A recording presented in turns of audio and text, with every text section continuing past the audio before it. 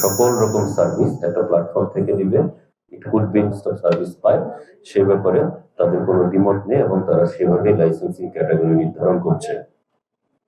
আমরা বিটিভি লাইসেন্সের ব্যাপারে কথা বলেছি, লাইসেন্স ফি কমানোর ব্যাপারে কথা বলেছি।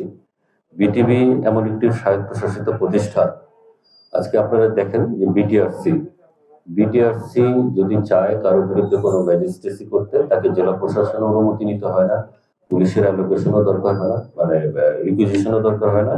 তারা চাইলেই তাদের অফিস থেকে অফিসিয়ালি ডিসিশন নিয়ে একটি চিঠি নিয়ে যে কোনো জায়গায় যে কোনো একটা প্রতিষ্ঠানে তারা রেট দিচ্ছেন, যন্ত্রপাতি জব্দ করছেন এবং তারা 100-150 কোটি টাকার মামলা দিচ্ছেন।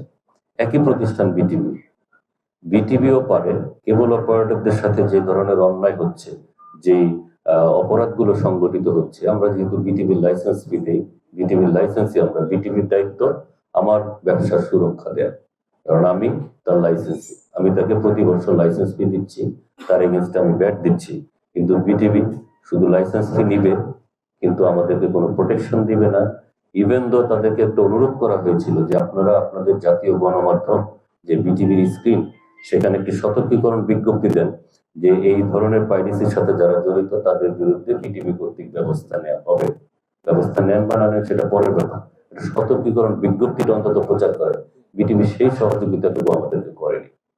আমরা কোয়াবের পক্ষ থেকে কি করতে পারি, আমরা একটা ডিসিশন দিয়েছি যে বিটিভি যতদিন পর্যন্ত ম্যাজিস্ট্রেসি পাওয়ার না নিবে এবং লাইসেন্স ফি না কমাবে, আমরা লাইসেন্স ফি প্রদান করব না।